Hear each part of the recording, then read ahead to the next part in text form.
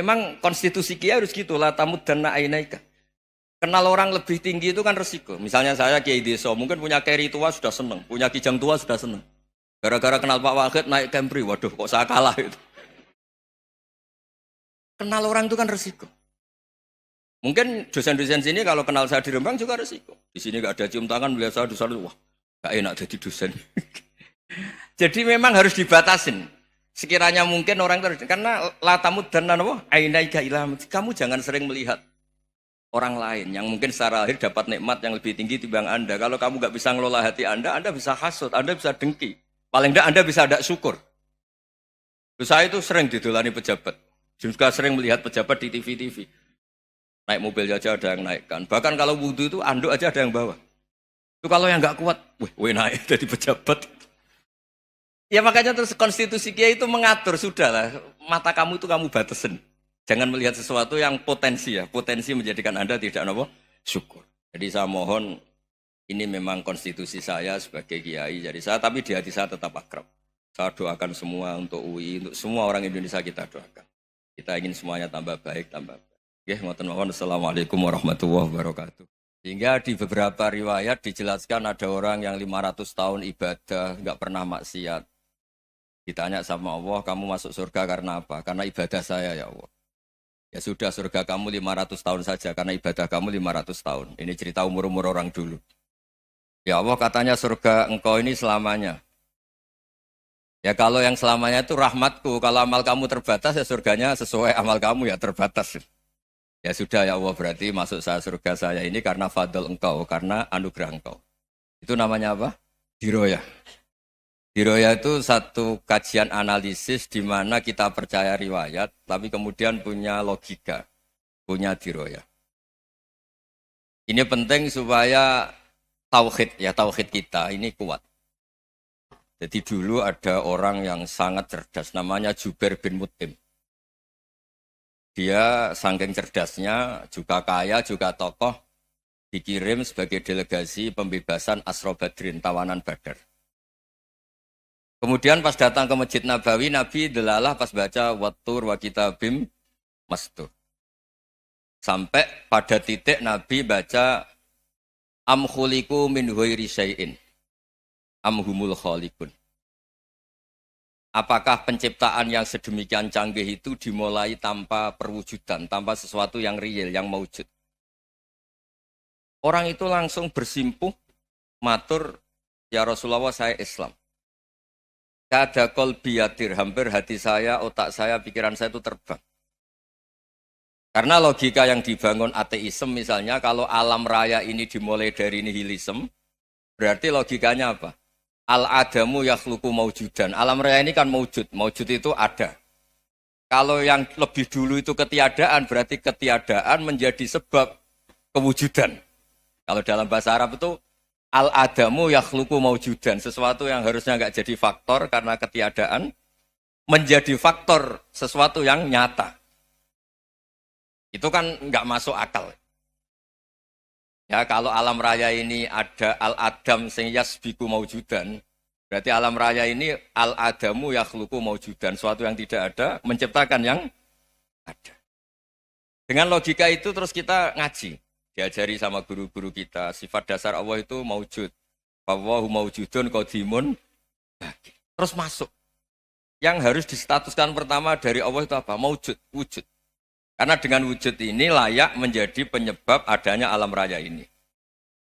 Sehingga ketika kita menolak faham nihilisme atau ateisme, faham tanpa Tuhan, tanpa pencipta awal, kita punya diroyah.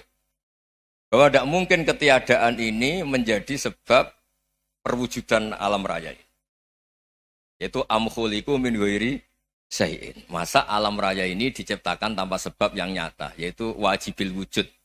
Siapa itu? Allah Subhanahu wa ta'ala.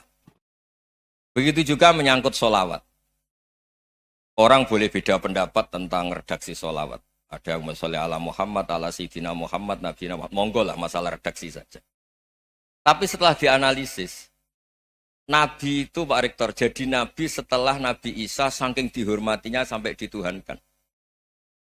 Juga jadi Nabi yang ada cerita masih hangat, orang Yahudi itu bunuh Nabi. Jadi yang satu mendudukkan Nabi sedemikian tinggi sampai kayak Tuhan, yang satu menjatuhkan Nabi sedemikian rendah sampai dibunuh. Kayak apa susahnya jadi Nabi Muhammad SAW.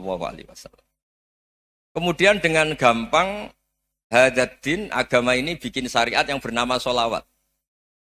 Redaksinya monggo lah sesuai tradisi masing-masing. Allahumma sholli ala Muhammad, Allahumma sholli ala Sayyidina Muhammad, ala Nabiyina Muhammad monggo lah. Tapi yang jelas redaksi ini kalau didiroyah dikaji. Allahumma itu Tuhan, Tuhan itu pemberi.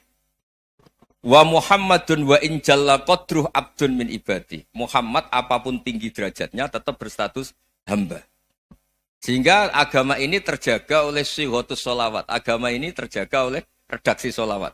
Yaitu Allah tetap pemberi sebagai Tuhan yang enggak tersaingi, la syarikalah. Rasulullah Muhammad wa in jalla qadruh. Apapun prestasinya bisa mi'raj, bisa apa saja, tetap seorang hamba yang butuh muhtajun ila rahmatih. Jika redaksi Allahumma sholli ala Muhammad ini mengukuhkan yang Tuhan tetap Tuhan, hamba pilihan tetap hamba pilihan. Tentu dengan redaksi ini kemudian kita mendudukkan Nabi benar-benar posisi terhormat. Yaitu orang yang paling berhak dapat askat tahiyat, mendapat penghormatan Allah paling tinggi, yaitu Rasulullah Muhammad SAW. Dan itu diulang-ulang oleh Allah. Subhanalladzi asra bi abdi. Status hamba ini diulang. Lagi-lagi ini bernama diroyah. Bernama apa? Contoh ketiga misalnya fihi ayatum bayinatum maqamu Ibrahim. Dulu orang Yahudi itu ada diskusi masif. Syaratnya Nabi itu mbah-mbahnya harus Nabi. Harus keturunan Nabi. Kemudian semua Nabi rata-rata di Palestina, di Syam. Lalu Muhammadnya asal-usulnya dari mana? Tahu-tahu orang Arab kok Nabi, padahal orang Arab itu dulu jahiliyah. Walhasil terus diceritakan, bukti Muhammad ini turunan Ibrahim adalah ada jejak kaki Nabi Ibrahim di dekat apa? Ka'bah. Fihi ayatum bayinatum maqamu Ibrahim. Kalau Nabi Ibrahim pernah di Mekah, artinya beliau pernah meninggalkan turunan yang di Mekah. Itu bernama Nabi Muhammadun sallallahu alaihi wasallam. Itu disebut fihi ayatum bayinatum maqamu Ibrahim. Nah, itu namanya diroyah. Diroyah itu satu perilaku keseharian kita beragama, kemudian tahu logikanya. Yang keempat misalnya, mangkana yu'minu billahi wal yaumil akhir falyukrim apa? Jaro. Orang yang iman karena Allah dan Rasul, maka memuliakan tetangganya. Andaikan pakai hukum sosial, tentu kalau tetangga kita baik, kita baik. Kalau kurang baik, kok kurang penggawean kan gitu. Tapi dulu itu pernah ada seorang ulama itu dibully ya, dikerjain sama anak muda tetangganya. Pak Kiai datang ke rumah saya, orang ini datang. Kemudian setelah di rumahnya, saya tidak jadi butuh sama Pak Kiai, silahkan pulang. Itu Kiainya senyum menikmati. Dan itu terulang 3 kali. Dibully seperti itu, dikerjain terulang 3 kali. Lalu tetap Kiainya tuh asik, seneng sekali. Lama-lama pun dia ini tanya, kenapa engkau tidak tersinggung? Padahal saya kerjain sampai 3 kali. Tak undang, terus tak suruh pulang, tak undang, tak suruh pulang. Kata Kiai tadi, yang memerintahkan baik sama tetangga itu Allah. Jadi saya nikmati ketika bisa baik sama Anda. Tidak ada urusannya dengan perilaku Anda yang menolak saya. Nah itu terus kita tahu, memang motifnya kita baik sama tetangga karena iman sama Allah dan Rasul, bukan hukum kompensasi sosial. Jadi kalau mau diteruskan Pak Rektor, saya ngajar di sini ya karena perintah Allah itu orang alim harus ngajar, bukan karena perintah Rektor. Kalau diteruskan. Ya saya mohon juga gitu, para dosen, para karyawan di sini, kalau nggak khianat dengan UI itu karena takut sama Allah, jangan takut sama Rektor. Kalau Anda baik juga karena Allah, jangan baik karena apa? Rektor. Bagaimanapun ya semua kita ini makhluk. Makhluk itu la yadurru wa la yanfa. Begitu juga melihat Indonesia. Melihat saya ini kan ikut di UI itu lama sekali, ikut sama Profesor Zeni, dari Profesor Zeni nulis tafsir. Mungkin Pak Hersoyo tahu banyak, dulu Pak Lutfi ya tahu banyak. Tapi saya memang nggak pernah terbuka karena ya memang nggak ingin sebenarnya. Kondisi ini kondisi darurat ini. Sehingga saya tahu cara berpikir Profesor Zeni, ya tahu komitmen beliau pada UI. Dan pendiri UI memang ya banyak yang dari tokoh NU, Muhammadiyah, dari tokoh-tokoh ormas yang lain memang didirikan banyak orang. Hingga UI memang nggak milik ormas apa tertentu. Dari satu sisi memang baik, nggak dikuasai ormas tertentu. Tapi nanti kalau keterusan ya nggak berbentuk. Karena ya sudahlah dikelola saja. Sambil-sambil jelas, sambil-sambil kadang nggak jelas. Yang penting ikhlas tadi. Karena kalau terlalu asobia itu jadi repot. Kita ini yang nekuni fikih itu tahu. Kalau udah kuno itu madhabnya Hanafi. Kuno itu madhabnya Syafi'i. Tahu-tahu seakan-akan Imam Syafi'i itu NU, Imam Abu Hanifah itu Muhammadiyah. Padahal ini orang-orang yang sebelum NU dan apa? Muhammadiyah. Jadi kalau kita yang nekuni ilmu itu biasa saja dengan perbedaan.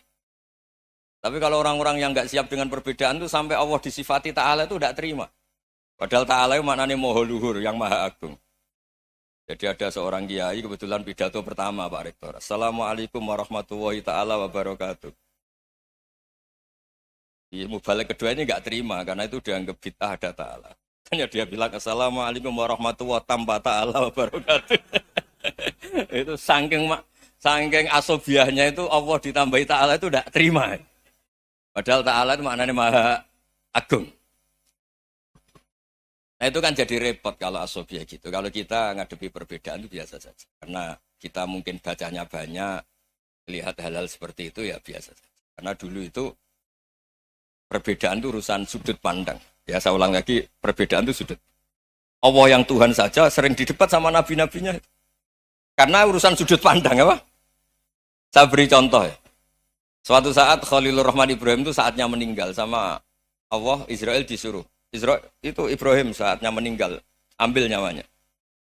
Setelah datang ke Ibrahim, ya Khalilur Rahman Ibrahim, saya disuruh nyabut nyawa Anda. Itu Israel dipaksa mikir sama Ibrahim. Hal ra'aita khalilan yumitu khalilah. Kamu tahu orang yang mencintai kemudian bunuh yang dicintai. Itu logika agak benar. Akhirnya Israel kan nggak biasa debat, kan nggak dilatih debat, nggak pernah ikut lomba UI debat ilmiah. Dia taunya nyambut nyawa aja. Kembali ke Allah. Ya Allah, kata Ibrahim, hal ra'aita khalilan yumitu khalilah. Masa kekasih bunuh yang dicintai ya. Tapi kata Allah santai. Bilang ke Ibrahim, hal ra'aita habiban yakrahu ayyalqa habibah. Masa katanya dia cinta saya, kemudian ketemu saya tidak berani. Israel mater lagi. Logikanya gini Ibrahim, masa yang dicintai sama yang ketemu yang dicintai nggak berani. Ya udah ketemu aja. Katanya yang meninggal itu. Artinya kamu bisa saja GR tidak mati-mati karena merasa dicintai. Atau ingin mati karena mencintai. Nah maksud saya, dalam hal-hal seperti ini orang UI pasti nggak jelas. Katanya cinta Allah suruh mati ya nggak mau. Nggak jelas kan? Dibilang nggak cinta juga nggak mau. Tapi dibilang cinta kalau ukurannya mati juga enggak. Nah, tapi dalam banyak hal enggak jelas itu penting Pak Rektor. Penting sekali. Buatan guyon. Saya beri contoh sekian ilmiah, enggak jelas itu penting. Rasulullah SAW itu dalam banyak hal itu disuruh Allah, memang disuruh supaya ngambil sikap seperti itu.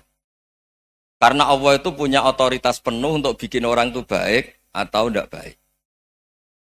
Wahsy itu yang membunuh Sayyid Hamzah, orang paling dicintai Nabi, di antara yang dicintai Nabi. Qatalahu Wahsyun, dibunuh oleh Wahsy. Nabi secara basarnya itu enggak suka sama Wahsy. Sampai cara lahir ya ingin corong Jawa ingin masuk nol. Tapi apa kata Allah? Laisa laka minal amri syai'un aw yatuba alaihim aw yu'adziba. Itu enggak wilayah kamu Muhammad. Malah Wahsy dikasih tobat sama Allah. Khalid bin Walid, itu perang Uhud kalah itu karena ide brilian Khalid bin Walid. Pas itu masih panglima kafir. Yaitu pura-pura kalah, ghanimah dilepas, sahabat turun, pasukannya naik, walhasil orang Islam kalah. Khalid bin Walid akhirnya juga masuk Islam. Orang yang secara basariah Nabi itu enggak siap. Kebalikannya juga ada. Sa'labah itu orang sampai dapat gelar Hamamatul Masjid. Ini pas ngaji mesti ingat. Salah. Dia di masjid terus. Setiap habis salam tuh lari karena istrinya nyuwun sewu masih berpakaian yang tidak pantas. Kenapa engkau terburu-buru pulang? Pakaian yang dipakai istri saya sekarang saya pakai.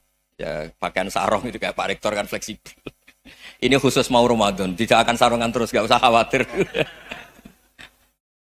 Jadi ini tadi sudah perjanjian. Saya yang kiai celananan, beliau yang rektor pakai sarung. Jadi iya. Supaya itu barter madhab. Tapi hanya sekali ini aja, bukan. Jadi jangan diharapkan ini jadi tontonan terus-menerus. Dan ini barter madhab. Saya sama Profesor Kores juga sering gitu. Saya pakai sarung yang dihadiahi beliau, beliau pakai sarung yang dihadiahi saya. Memang itu tradisi Islam.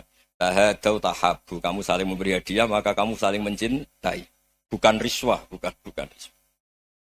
Walhasil terus Sa'labah ini buat saya didoakan Nabi supaya saya kaya, supaya tidak sering ganti-ganti pakaian seperti ini sama istri saya. Jangan-jangan kamu miskin itu lebih baik. Ngotot minta didoakan. Didoain Nabi kaya, terus lama-lama ninggal sholat, ninggal jamaah. Itu Allah belum tersinggung. Yang mulai Allah tersinggung itu kan saya sering fatwa di mana-mana, sering memberi saran. Mumpung kamu miskin itu sering sedekah. Karena kalau sudah kaya itu tidak bisa. Saya memberi analogi gini. Kalau saya masih santri miskin, punya uang 100.000, diminta guru saya 50 tak kasihkan. Padahal itu 50%. Punya 2 kambing kurus, diminta guru saya 1 pasti tak kasihkan. Padahal itu 50%. Jadi kalau punya sapi Brahman atau sapi limusin yang harganya itu 100 juta, punya 2, diminta 1 boleh enggak? Enggak boleh. Saya punya motor butut 2, diminta teman saya 1 boleh. Tapi kalau Davidson Harley itu enggak boleh. Nah, walhasil itu kalau kita miskin, misalnya kita zaman kuliah atau zaman mondok atau zaman apa saja, punya uang 100.000, narik temannya sampai 50.000 kan biasa. Tapi setelah 1 miliar, berani enggak kamu kasihkan 500 juta? Sama-sama 50%. Enggak kan? Nah Sa'labah gitu, ketika zakat masih per 40 kambing 1 kambing itu sebenarnya kan masih ringan. 41, 82. Kambingnya itu sudah mabenal jabalen. Barang dihitung zakat karena sudah ribuan, jumlahnya sampai 400 kambing. Banyak lah pokoknya. Terus kata Sa'labah, ini pemerasan. Karena jumlahnya besar. Allah tersinggung karena nabinya dianggap narik zakat itu dianggap kharat, dianggap pemeras. Allah tersinggung kemudian fa'aqobahum nifakon fi qulubihim ila yaumil. Dia ditakdir munafik. Semenjak itu terus tadi kembali gak jelas tadi. Barkohnya gak jelas itu menjadi orang tuh bijak. Ini sekarang nakal, jangan-jangan nanti jadi orang baik. Yang sekarang baik, jangan-jangan suatu saat jadi tidak baik. Semua orang introspeksi. Gak ada jaminan kalau kita sekarang baik akan baik terus. Gak ada jaminan kalau kita sekarang buruk akan buruk terus. Sehingga terus banyak kiai-kiai bijak itu memang lahirnya gak tegas. Tapi gak tegas itu yang menjadikan bijak. Karena sama-sama mungkin. Itu yang disebut laisa laka minal amri syai'un aw yatuba alaihi wa yu'adzibum. Itu tidak wilayah kamu. Ketika Allah mengomentari orang munafik juga wa yu'adzibal munafiqina insya'a aw yatub. Bisa saja ada yang disiksa, bisa saja ada yang dikasih tobat. Karena pola yang kita analisis itu semuanya menurut kita. Bukan menurut kemaslahatan orang apa? Banyak. Saya punya sekian contoh cerita. Orang yang sowan kiai baik-baik, mungkin bawa gula atau salam tempel, tidak tahu lah. Itu tidak mesti jadi wali. Tapi Kali Joko yang kenal Sunan Bonang, itu kenalnya itu karena ingin begal. malah jadi wali. Tapi tidak usah dicoba. Umar itu nyari Nabi itu mau dibunuh. Tapi malah tobat jadi orang baik. Jadi ini penting ngaji ya, supaya tidak tegas itu, tidak jelas itu kadang baik. Nah termasuk saya juga termasuk dia yang milih tidak jelas. Saya sering gojlok gini, Fajar Hadili ini murid-murid saya sering saya gojlok. Kalau semua sistem pendidikan kayak kampus, kayak UII, kayak UIN semuanya, itu sistem yang bagus. Karena tertib jam kuliahnya jelas, mata kuliahnya jelas. Kalau di pesantren itu Pak Arso, itu nggak tertib. Tapi justru itu enak, ketemu di jalan orang berani tanya. Nah ini kalau mbak-mbak misalnya menstruasi, mau belajar haid nunggu semester berapa baru tahu. Itu bisa sekian tahun nggak sholat karena nunggu pelajarannya baru diterangkan. Mau haji juga gitu, nunggu mata pelajaran haji. Kalau nggak jamnya, nggak mau dosennya ngajar. Ya, kalau kiai kan enggak, ketemu di jalan, tanya, dijawab. Jam berapa juga dijawab. Artinya Indonesia itu berkah, ada sistem kampus yang tertib. Ya semoga termasuk tertib gajinya. Tapi tertib gajinya itu juga sebenarnya rugi, saya sering. Ada pegawai negeri Gus, tolong doain saja di PNS, enak jadi. Gajinya tetap. Kata saya nggak mau kalau gaji saya tetap. Kok bisa Gus, enak tiap bulan mesti dapat gaji. Kalau tetap nggak naik-naik kata saya. Kalau kiai gajinya nggak tetap, tapi di atas yang tetap kata saya. Artinya Indonesia itu berkah. Kalau semuanya pakai sistem pendidikan setertib ini, orang mau tanya haid ya nunggu pelajaran haid. Bab haji ya nunggu pelajaran haji. Tapi kalau ketemu kiai itu enggak. Ya pokoknya saya pernah di pasar, Gus mau tanya. Tanya apa? Anak saya ini keluar darah terus gini-gini. Padahal biasanya haid hanya 7 hari gini-gini. Ya sudah kembalikan ke biasanya rudat kilal adat. Itu enggak usah sowan ke rumah. Juga enggak registrasi dulu, enggak daftar dulu. Ya ini enggak nyindir cerita saja. Supaya ini bukti koalisi beneran. Jadi saya yang kiai enggak tertib jam, koalisi sama yang tertib jam. Jadi kalau semuanya sistem kampus, nanti pertanyaan itu enggak bisa on time, enggak bisa setiap saat. Makanya Indonesia itu berkah. Kiai-kiai yang alim yang di jalan-jalan banyak. Juga kiai yang di kampus dokter-dokter fikih banyak. Yang nekuni ilmu umum ya banyak. Macam-macam. Itu masalah itu kalau saling mengadili itu baru masalah. Misalnya kiai ngeluh, nggak enak jadi kiai, tidak punya gaji tetap. Yang dosen ngeluh, nggak dicium tangannya. Karena memang unik Indonesia itu. Kalau guru fikih kok dosen itu tetap nggak dicium tangannya. Karena pikirannya anak-anak itu, wong sudah bayar disuruh nyium. Itu kayak di alam sadar tuh gitu. Kalau kiai itu kan anak-anak gak bayar itu. Ya opanya cium tangan itu. Makanya kalau kiai-kiai tidak keramat bisa mati. Karena cium tangannya doang itu bisa mati itu kiainya. Ya ini cerita. Supaya saling menghormati. Saling. Jadi kalau makanya itu pakar-pakar akhlak ya. Pakar-pakar etika peradaban. Itu tertampar betul ketika Nabi urusan ilmu itu mengabaikan itu. Kalau sudah urusan ilmu. Misalnya begini, ada urusan ilmu. Ada mbak-mbak cantik atau ibu-ibu cantik. Itu dalam Islam itu diajarkan jangan sopan-sopan banget. Kata Nabi, karena kekuatan ilmu itu di atas kekuatan akhlak, di atas kekuatan adab. Ya nisa an-nabi lastunna ka ahadim minan nisa. Ini taqaitunna fala takhdu'na bil qaul. Faya tema'alladhi fi qalbihi maradun. Misalnya ada mbak-mbak cantik, menarik. Kemudian sopan misalnya sama Pak Fajarin sama dosen-dosen. Monggo binara. Wah itu bahaya pikirannya kemana-mana itu. Orang yang imannya pas-pasan, berarti mau.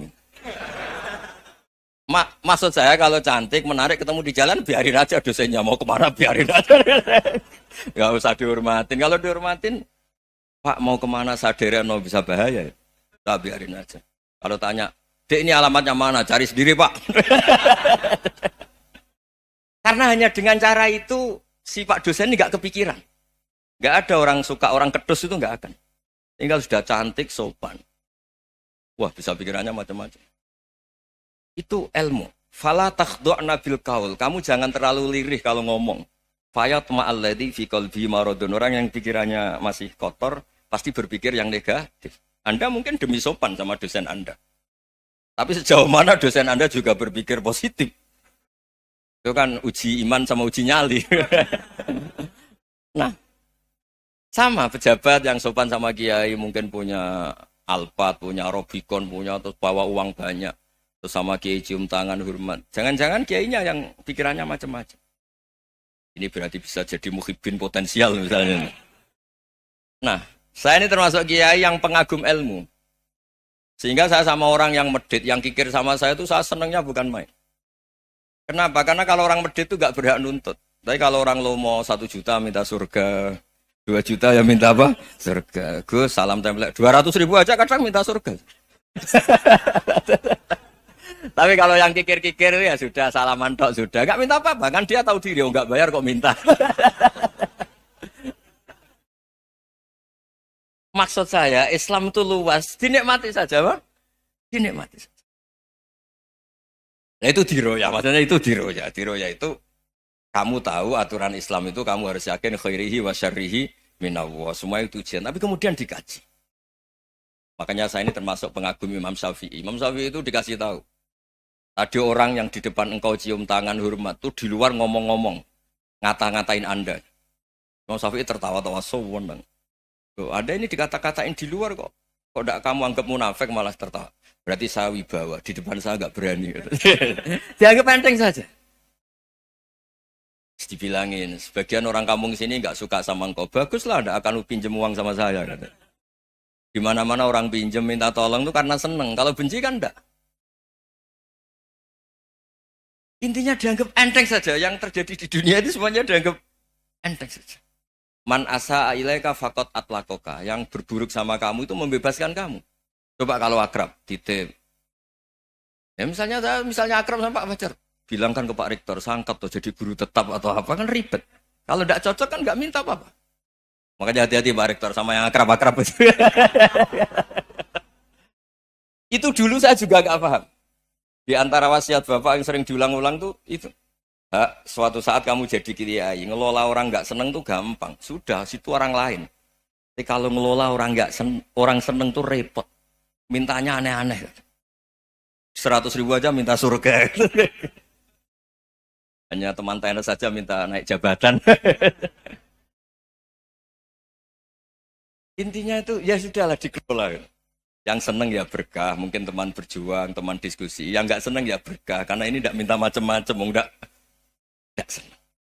Nah itu namanya diroya. Diroya itu satu kajian keilmuan yang menjadikan kita ini nyaman dengan riwayat-riwayat, panduan-panduan dari Rasulullah Shallallahu Alaihi Wasallam. Kayak tadi.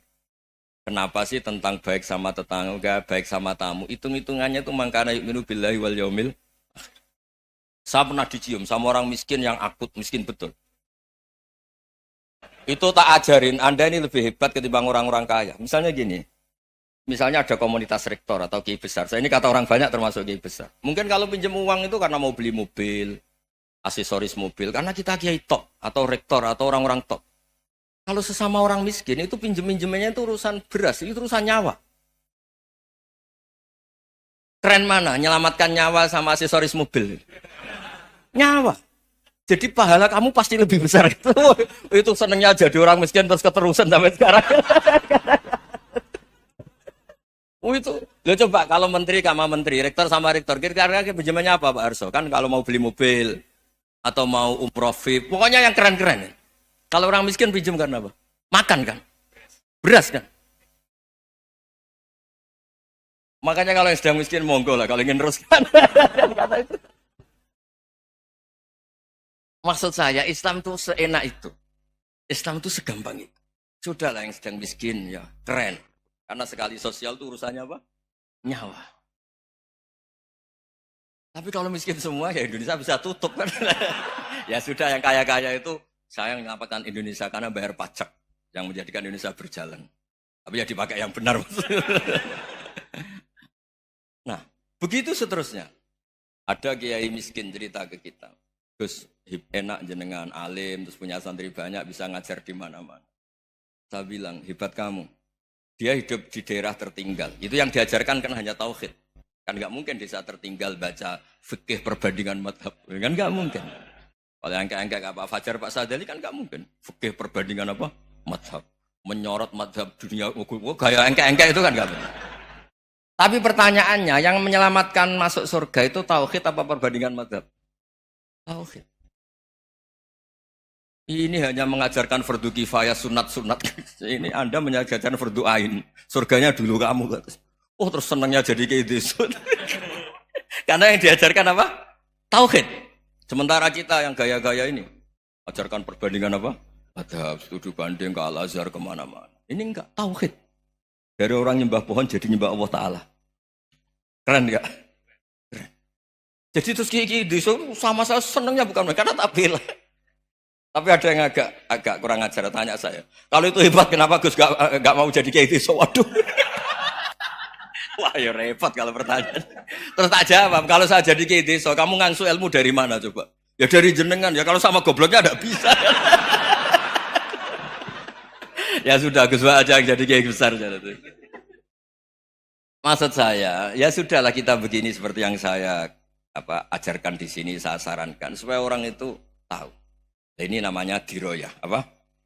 Makanya kata Imam Ghazali itu kalau kamu ingin sopan gampang melihat anak kecil, wa aqallu minni dzamban, dia dosanya lebih kecil. Karena masih kecil kan, tentu secara dosa enggak banyak.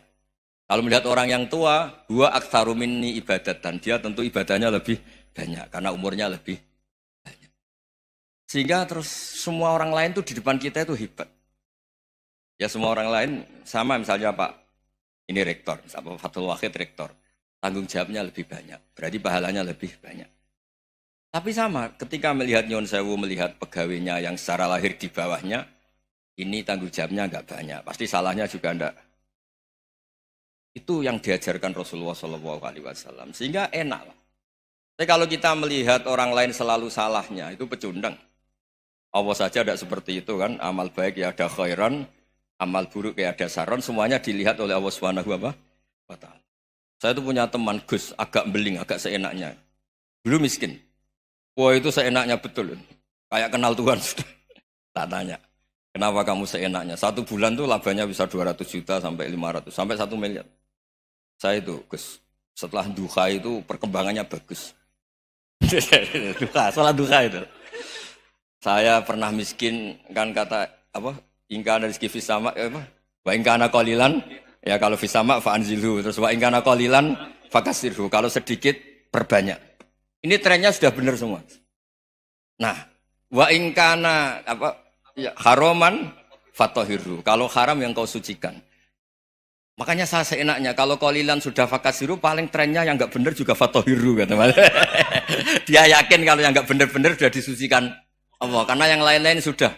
Dari miskin sudah kaya, qalilan sudah fakasiru, paling yang haroman juga sudah fatohiru gitu. Tak tanya, lah kamu kok tahu? Polanya sudah ada Gus, karena sang qalilan. Kamu sembrono sama Tuhan kok begitu kan? Tapi apapun itu, senang saya. Senang saya sering salah teh, makanya saya mohon yang sekarang miskin, sedang miskin itu ya tidak usah nyesal banget-banget. Kalau ingin kaya monggo lah, namanya orang juga ingin. Ya, tapi Anda harus bangga. Sosial antar kalian adalah urusan nyawa dan itu pahalanya luar biasa. Supaya kita, nah yang kaya-kaya juga boleh GR lah karena pembayar pajak. Dan itu bisa menyelamatkan apa? Indonesia Raya. Begitu seterusnya. Itu yang diajarkan Nabi, antawadhu hatta la yabghiya ahadun ala ahadin. Kamu semua harus tawadhu sehingga antar kalian tidak saling tidak sopan, tidak saling liar, tidak saling mendolimi. Termasuk tadi sikap gak jelas tadi. Orang dolim yang sekarang dolim bisa saja tobat, yang sekarang soleh bisa saja nanti. Semuanya itu mungkin. Kita diajari ya muqallibal qulub tsabbit qalbi ala dini. Jadi keliru kalau kita dalam banyak hal harus tegas, gak mesti. Al halalu bayyinun wal haramu bayyinun. Tapi ada wa bainahuma umurun mustabihat. Ada yang wilayahnya itu abu-abu. Misalnya ada perempuan cantik misalnya, contoh paling gampang. Kalau kamu ajari secara serius, kamu bisa saja tergoda jadi fitnah. Tapi kalau orang soleh gak berani ngajarin, kemudian digunakan orang fasik, malah menjadi orang nakal, kita juga tanggung jawab. Kamu mau tegas gimana? Wilayahnya sama-sama mungkin. Wilayahnya sama-sama mungkin. Yang dekat pejabat mungkin terkontaminasi KKN. Tapi kalau pejabat gak dekati orang soleh, punya perilaku yang gak soleh, yang repot juga Indonesia kan? Nah hal-hal seperti itu kita tidak perlu ngambil sikap. Maksudnya gak usah ngambil sikap, ya kita buktikan kalau milih satu madzhab, kita buktikan semuanya lebih baik, semuanya lebih bermanfaat, semuanya lebih berperadaban. Karena gak bisa dihindari wa bainahumain. Termasuk nyuwun sewu, saya mohon maaf sama mulai Pak Harso, Pak Lutfi sampai Pak Fathul Wahid. Saya ini termasuk kiai yang gak suka dekat sama orang-orang top. Bukan karena hasud. Memang konstitusi kiai harus gitu, la tamuddanna ainaika. Kenal orang lebih tinggi itu kan resiko. Misalnya saya kiai desa, mungkin punya keri tua sudah seneng, punya kijang tua sudah seneng. Gara-gara kenal Pak Wahid naik Camry, waduh kok saya kalah itu. Kenal orang itu kan resiko. Mungkin dosen-dosen sini kalau kenal saya di Rembang juga resiko. Di sini gak ada cium tangan, melihat saya di sana, wah gak enak jadi dosen. Jadi memang harus dibatasin. Sekiranya mungkin orang terus, karena latamud dan nanawa ainaika ilham. Kamu jangan sering melihat orang lain yang mungkin secara lahir dapat nikmat yang lebih tinggi timbang Anda. Kalau kamu gak bisa ngelola hati Anda bisa hasut, Anda bisa dengki. Paling tidak Anda bisa tidak syukur. Saya itu sering didolani pejabat. Juga sering melihat pejabat di TV-TV. Naik mobil aja ada yang naikkan. Bahkan kalau wudhu itu anduk aja ada yang bawa. Itu kalau yang gak kuat, wih naik jadi pejabat. Ya makanya terus konstitusi kiai itu mengatur, sudahlah. Mata kamu itu kamu batasin. Jangan melihat sesuatu yang potensi ya. Potensi menjadikan Anda tidak syukur. Jadi saya mohon, ini memang konstitusi saya sebagai kiai. Jadi saya, tapi di hati saya tetap akrab. Saya doakan semua untuk UI, untuk semua orang Indonesia kita doakan. Kita ingin semuanya tambah baik, tambah baik. Oke, ngoten mawon. Assalamualaikum warahmatullahi wabarakatuh.